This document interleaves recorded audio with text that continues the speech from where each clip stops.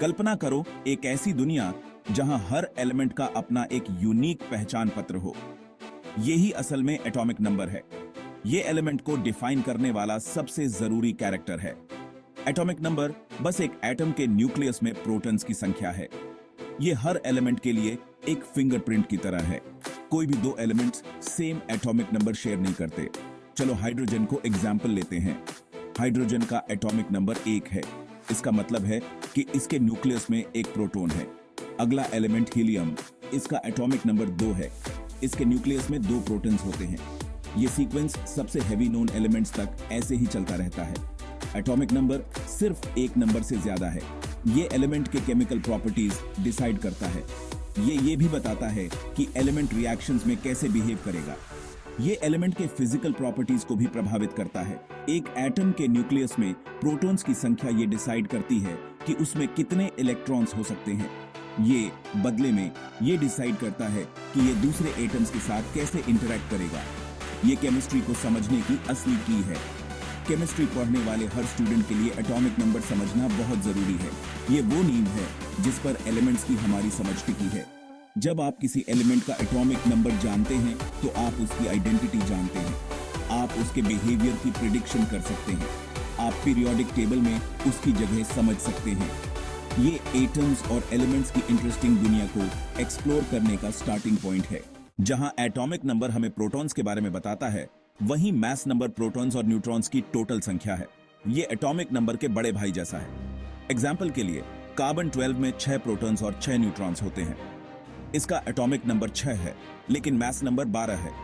Isotopes में neutrons की संख्या अलग होती है। कार्बन 12, 13 और 14 आइसोटोप्स हैं। इनका एटॉमिक नंबर 6, लेकिन मास नंबर अलग होता है। ये डिफरेंस आइसोटोप्स को समझने में इंपॉर्टेंट है। एटॉमिक नंबर हर एलिमेंट के लिए एक यूनिक पहचानकर्ता की तरह है। कोई भी दो एलिमेंट्स का एटॉमिक नंबर सेम नहीं हो सकता। यही यूनिकनेस केमिस्ट्री में एटॉमिक नंबर को इतना पावरफुल बनाता है। ये पीरियोडिक टेबल को व्यवस्थित करने की है। ये एलिमेंट्स के प्रॉपर्टीज को समझने में भी इंपॉर्टेंट है। एटॉमिक नंबर एलिमेंट के इलेक्ट्रॉन कॉन्फ़िगरेशन को डिसाइड करता है। इलेक्ट्रॉन्स न्यूक्लियस के चारों ओर शेल्स में अरेंज्ड होते हैं। ये इलेक्ट्रॉन अरेंजमेंट ये डिसाइड करता है कि एक एलिमेंट केमिकली कैसे इंटरैक्ट करेगा। ये रिएक्टिविटी, बॉन्डिंग बिहेवियर और कलर जैसे प्रॉपर्टीज को भी अफेक्ट करता है। एटॉमिक नंबर की यूनिकनेस अननोन एलिमेंट्स की पहचान करने में भी हेल्प करती है। अगर आप किसी एटम में प्रोटॉन्स की संख्या पता कर सकते हैं तो आप एलिमेंट की पहचान कर सकते हैं। ये पुरातत्व विज्ञान से लेकर स्पेस एक्सप्लोरेशन तक यूजफुल है। एटॉमिक नंबर एलिमेंट्स की दुनिया में एक यूनिवर्सल लैंग्वेज है।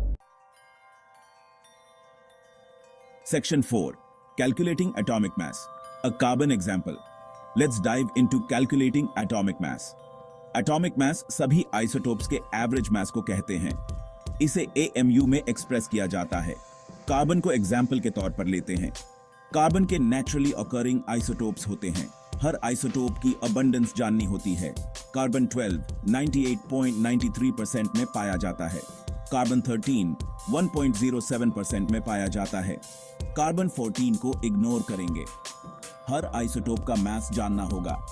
कार्बन 12 का मास 12 AMU होता है। कार्बन 13 का मास 13.003355 AMU होता है। हर आइसोटोप के मास को उसकी अबंडेंस से मल्टीप्लाई करते हैं। इन्हें ऐड करने पर 12.010736 AMU मिलता है। यह कार्बन का एटॉमिक मास है। यह कैलकुलेशन बताता है कि पीरियोडिक टेबल पर एटॉमिक मास होल नंबर क्यों नहीं होता। यह सभी आइसोटोप्स का एवरेज होता है।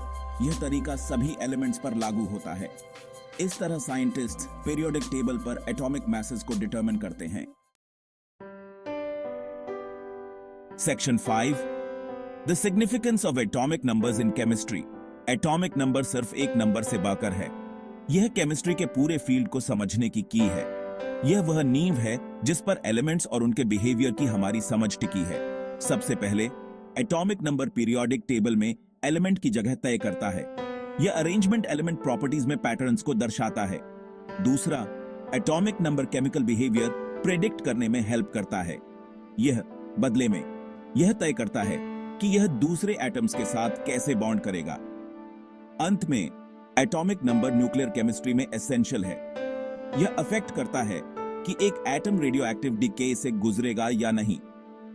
एटॉमिक नंबर का यूज कार्बन डेटिंग और रेडियोमेट्रिक डेटिंग के दूसरे फॉर्म्स में भी किया जाता है।